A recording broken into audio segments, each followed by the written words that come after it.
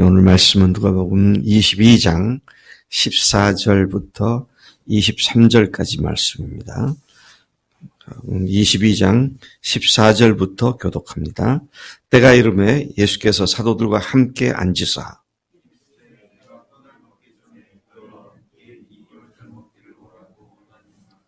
내가 너에게 이르노니 이 유월절이 하나님의 나라에서 이루어지기까지 다시 먹지 아니하리라 하시고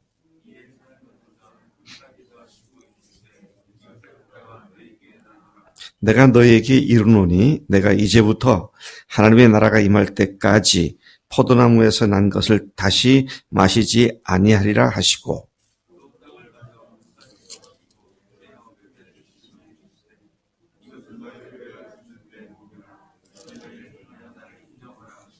저녁 먹은 후에 잔도 그와 같이 하여 이르시되 이 잔은 내 피로 세우는 새 언약이니 곧 너희를 위하여 붓는 것이라.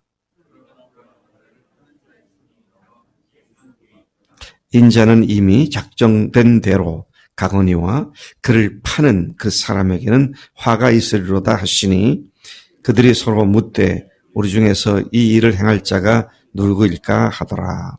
아멘. 오늘 말씀은 크게 두 가지 내용을 말해주고 있습니다.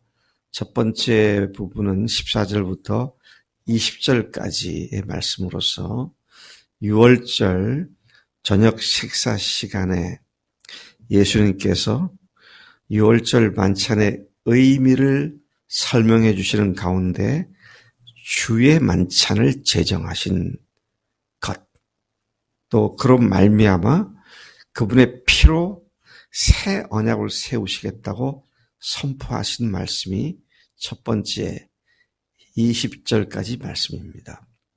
그리고 두 번째 말씀은 21절부터 23절까지로서 자신과 함께 있는 자들, 즉 12제자 중에 한 사람이 자신을 팔아 넘길 것이다. 그렇게 예고하시고 제자들은 그게 누구냐 수군거리는 내용입니다. 먼저 14절부터 20절까지 주의 만찬 제정, 또 새 언약을 세우신 것에 대한 선포, 이런 내용을 다시 한번 살펴보면 14절에서 때가 이름에 예수께서 사도들과 함께 앉으셨다 그랬습니다.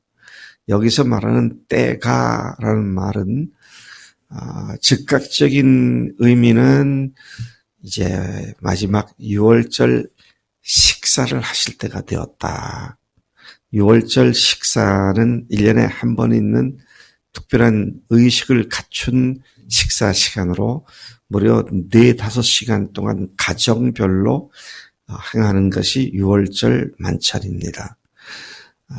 이것을 세데르라고 하는 이름을 붙여서 다른 날과 다른 식사와는 구분되게 6월절 만찬, 가장들이 집례자가 되고 가족들이 함께 가족별로 예배를 식사하며 예배를 드리는 그런 시간이죠. 자, 이 때가 세데르 식사를 할 때 사실 이것은 6월절 행사의 꽃이라고 말할 수 있습니다. 6월절 행사의 꽃으로서 6월절 만찬 식사가 바로 이것을 의미하는데 이때가 되었다. 그렇게 말씀하고 있습니다. 어제도 이미 언급을 한 바와 같이 6월절 만찬 식사는 애굽에서 탈출할 때 있었던 10번째 마지막 재앙이 내렸던 그날 밤에 있었던 일이죠. 그래서 모세를 통하여 이스라엘 백성들에게 급히 양을 잡아서 인방, 문 기둥과 문설주에다가 양의 피를 발라라.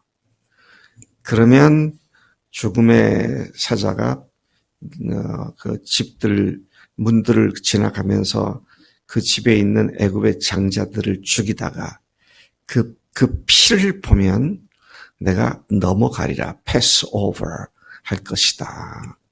자, 그래서 이스라엘 백성들이 그 말씀대로 문에다가 양의 피를 칠했던, 그래서 죽음을 면치 않고 그들 모두가 생명을 건질 수 있었던 그 사건을 기념하기 위하여 하나님께서 6월절 만찬을 하라고 명하셨죠.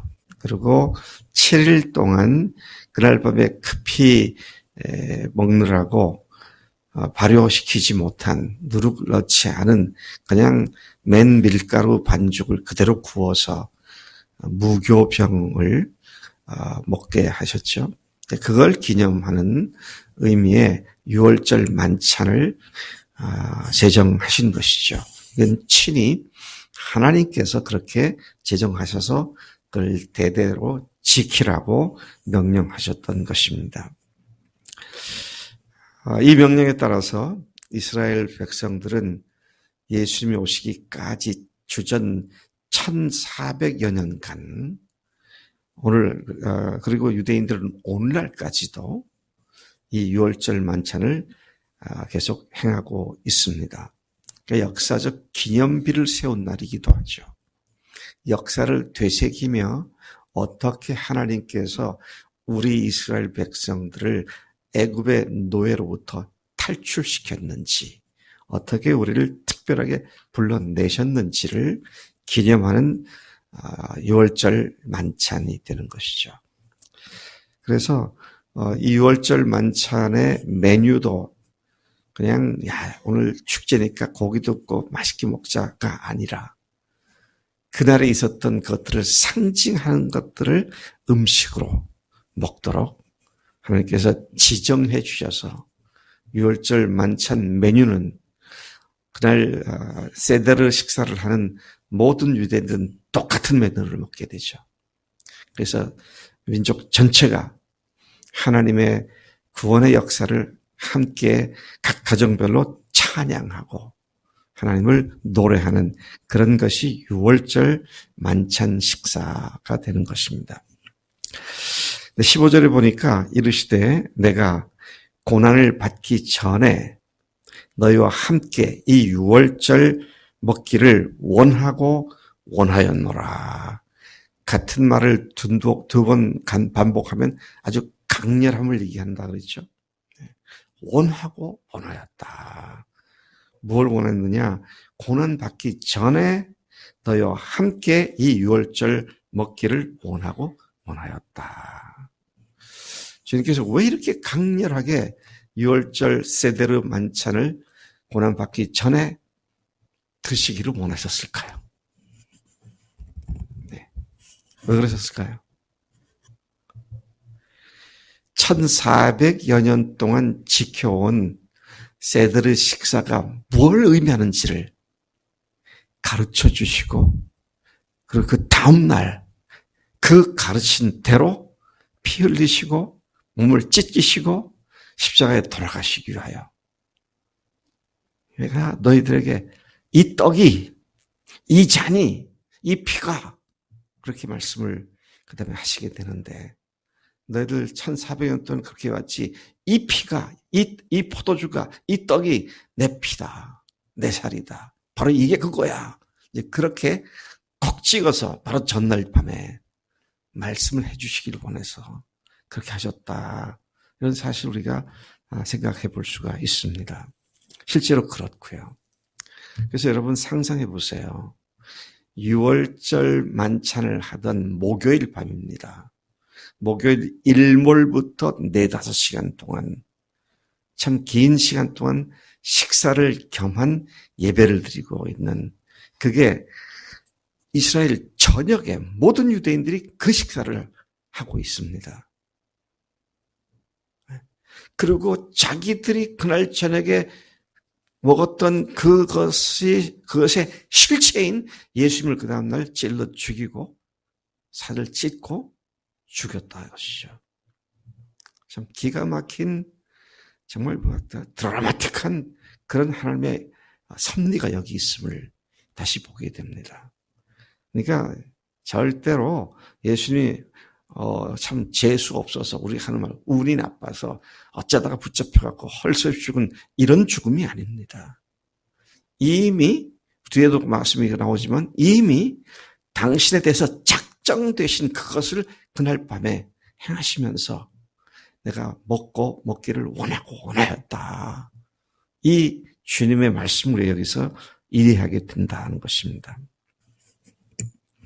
참 놀라운 말씀입니다. 내가 고난받기 전에 너희와 함께 이 유월절 먹기를 원하였다.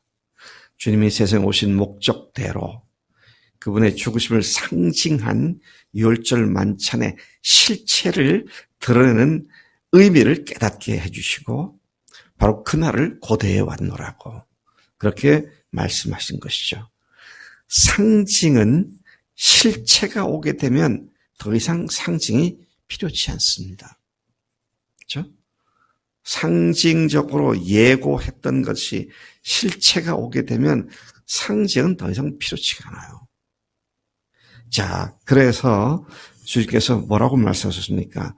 내가 너에게 이르노니 16절 이 유월절이 하나님 나라에서 이루기까지 다시 먹지 아니하리라. 여러분 오늘 우리 그리스도인들은요. 유월절 만찬을 하지 않잖아요. 그 대신에 그날 밤에 주님께서 이것을 행하여 나를 기념하라 라고 말씀하신 주의 만찬을 우리가 주님 믿은 이후에 계속 해오고 있는 것입니다. 주의 만찬의 기원은 유월절 만찬이지만 유월절 만찬은 상징을 먹고 마셨다면 우리는 실체를 먹고 마시는 그런 기념을 하고 있는 주의 만찬을 하는 것이다. 이제 그렇게 우리가 이해를 해야 바른 이해인 것이죠. 이어서 주님은 드디어 잔을 받으시고 감사 기도를 하셨습니다. 무슨 감사 기도를 했을까요? 고난의 잔을 감사함으로 받으셨다는 말씀이죠. 지금 포도주인 이 잔은 예수님의 피를 상징하는 것인데 이 잔을 마신다는 말은 그 고난을 내가 받는다는 거잖아요. 그래서 여러분 주님께서 그 다음 몇 시간 뒤에 겟세마네 동산에서 땀방울이 핏방울 같이 되는 필사적인 기도를 하시면서 하실 말씀이 아버지여 할 수만 있으면 이 잔을 내게서 지나가게 하옵소서. 주님께서 여기에 잔을 받으시고 감사 기도를 하신 후에 그 다음에 너희끼리 이것을 나누라 그렇게 말씀하셨습니다. 주님의 보혈은 그분을 믿고 하나님의 자녀가 된 자들이 공통으로 믿고 함께 그분의 보혈의 사랑으로 나누는 신비한 공동체임을 암시하는 말씀인 것을 보게 됩니다. 또 계속해서 보게 되면 다시 말씀하실 18절에 내가 이제부터 하나님의 나라가 임할 때까지 포도나무에서 난 것을 다시 마시지 아니하리라. 다시 포도주를 마시지 않겠다. 무슨 말입니까? 주님의 재림 때까지 포도주를 마시지 않겠다. 이런 말씀인데 무슨 말이에요? 또다시 내가 십자가에 죽는 일이 없을 것이다. 그런 말씀이죠. 고난의 잔을 마실 이유가 없어졌기 때문에 왜? 한 번에 단번에 모든 죄를 완전히 영원히 해결해 주기 때문에 더 이상 마실 이유가 없어진 것이죠. 참 그날 밤에 말씀하신 한마디 한마디가 우리가 십자가와 부활을 깨닫고 믿고 난 뒤에 뒤돌아보니까 야 이런 의미가 다 그날 밤의 말씀이 이런 것이었구나. 그것을 우리가 보게 됩니다만은 주님은 피의 잔을 더 이상 마실 필요가 없으셨고 또다시 반복해서 십자가에 죽으실 필요가 없으셨다. 왜냐하면 그분의 보혈은 단번에 모든 죄를 완전히 영원히 사해주는 능력의 피이기 때문이었습니다. 더 이상 죄를 위하여 제사 드릴 것이 없느니라는 히브리서 10장 말씀이 바로 여기에 해당되는 것이죠. 19절 말씀 보십시다. 주님은 떡을 가져 감사기도 하시고 떼어 그들에게 주시며 이것은 너희를 위하여 주는 내 몸이다. 여기서 이것이 바로 너희들이 1400년 동안 먹었던 바로 이 떡이 그 말이죠. 이 떡이 내 몸이다, 내 살이다.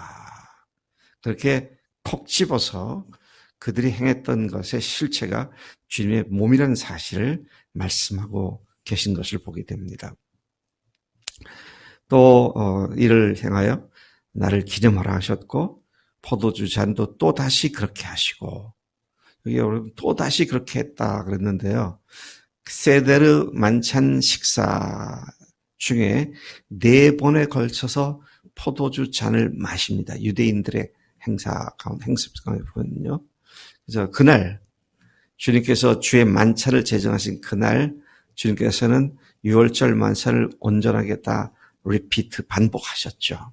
그래서 이제 또 다시 그렇게 했다. 그렇게 말씀을 하고 있는 것을 보게 됩니다. 그리고 이제 주님께서는 21절부터 23절까지 자신을 팔 자가 지금 나와 함께 여기 있다. 간답이 서늘한 예고를 하십니다. 그러나 보라, 나를 파는 자의 손이 나와 함께 상 위에 있도다. 다른 복음서에 보면 누구냐고 하니까 내 떡그릇에 손을 넣는 자다. 그렇게 말씀을 하셨는데요. 자, 여기서는 파는 자의 손이 나와 함께 상 위에 있도다. 주님은 자신이 세상에 오신 근본 목적과 이유를 말씀하시는 자리에서 그러니까 지금 얼마나 비장한 시간입니까?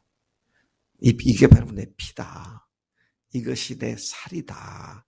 이걸 가르치시는 그 비장한 자리에 이런 본문 보니까 그러나라고 말하죠. 하나님의 거룩하고 참으로 비장하고 소중한 자리에 악한 것이 또한 동시에 함께 있는 것을 보게 되는 것이죠. 그래서 여러분 우리가 은혜가 있을 때 조심해야 합니다. 은혜와 함께 악한 마귀가 또 공격을 해올 수 있는 그런 소지가 얼마든지 있기 때문에요. 그래서 여러분 이 말씀을 우리가 상기하면 주님의 십자가의 피와 살을 상징한 의미를 가르쳐주는 그 비장한 자리에 예수님을 파는 자의 손이 함께 있었다고 하는 이것을 우리가 생각한다면 참으로 우리가 은혜를 받을 때 조심할 부분들이 항상 생각해야 한다. 그런 이야기죠. 22절에 인자는 이미 작정된 대로 가거니와 아까 제가 말씀드렸죠. 그냥 우연히가 아니라 우발적인 것이 아니라 작정한 대로 바울의 표현하면 창세 전부터 하나님께서 예정하신 대로 그렇게 말을 할 수가 있을 겁니다. 그분의 죽으심은 창세 전부터 예정하신 것이고 주님은 그 하나님의 뜻대로 순종하여 죽임을 당한다고 그렇게 말씀하시지만 그를 파는 자에게는 화가 있겠다. 여러분, 하나님은 하나님의 일을 하십니다. 네. 우리 개인의 삶 속에도 그렇고 특히 공동체 속에서 하나님은 하나님의 일을 하세요. 근데 그 공동체 속에 공동체가 연단받고 하는 과정에 악역을 감당하는 사람들이 꼭 있게 되어 있습니다. 그러니까 분인나가 악역을 감당했는데 그래도 한나가 기도하게 됐으니까 분인나도 상 받지 않았겠느냐. 천만의 말씀입니다. 그는 그의 화를 당하게 되어 있습니다. 그러니까 하나님의 역사 속에 하나님께서 그로 하여금 그 일을 하게 하신다고도 볼 수 있지만 각자 자기가 갖고 있는 죄의 소원대로 행하기 때문에 그래서 가인에게 하나님께서 하신 말씀이 기억납니다. 악을 행하려고자 하는 소원은 네게 있지만 너는 그것을 다스릴지라. 그렇게 말씀하시죠. 그래서 결국 악한 것은 각자 자신이 행하는 것이기 때문에 자기가 책임을 지게 되어 있습니다. 그런 의미에서 언제든지 우리가 깨어 기도하기를, 주님, 제가 악한 일을 하지 않도록, 내가 어려운 상황 속에도 주님의 은혜를 누릴지언정 악한 일을 한 자가 되지 않도록 하나님 복 주세요. 그런 기도를 하고 그렇게 살아야 마땅한 줄로 믿습니다. 악을 행한 뒤에는 내가 그래도, 가룟 유다가 그래도, 사람들이 그러잖아요. 가룟 유다가 그래도 그렇기 때문에 예수님이 스스로가 돌아가셨으니까 가룟 유다도 잘한 거 아니냐고 궤변을 늘어놓죠. 근데 분명히 말씀하십니다. 인자는 작정된 대로 가지만 나를 파는 자는 그는 화가 있을 것이다. 이렇게 이 말씀을 우리가 늘 기억하면서 죄를 지은 건 자신이지 하나님이 죄를 짓게 하지는 않으십니다. 죄를 짓게 하는 놈이 하나 있죠. 누구예요? 마귀라는 놈입니다. 마귀라는 놈이 하는 얘기에 솔깃해갖고 죄를 지어놓고는 하나님께서 죄를 짓게 만들었다고 이런 식으로 하는 것은 궤변일 수밖에 없다. 이 사실을 늘 기억하면서 주님 앞에 정직하고 깨끗한 삶으로 항상 달려가는 우리가 되어야 할 줄로 믿습니다. 하나님 아버지 감사합니다. 이 아침에 주님 마지막 날 밤 세데르 식사 자리에서 그들이 1400여 년 동안 모세 이후에 조상 대대로 행해왔던, 매년 있어왔던 그 세데르 식사에서 먹던 떡이 바로 예수님 자신의 살을 의미하는 것이었고, 또 그들이 마시던 잔이 예수님의 피를 상징한다는 사실을 주님께서 밝히 드러내 주시고, 그리고 그 다음날 찢기시고 흘리신 살과 피를 통하여 오늘 우리가 하늘 아버지의 아들과 딸들이 되게 하셨음을 감사합니다. 하나님이 이 은혜가, 하나님 이 순환주간 동안 하나님 우리에게 더욱더 깊이 다가오게 하시고 감사함으로 주 앞에 엎드리는 있는 귀한 시간 되도록 역사하신 줄로 믿습니다. 감사하옵고 예수님의 이름으로 기도를 싸움나이다. 아멘. 아멘.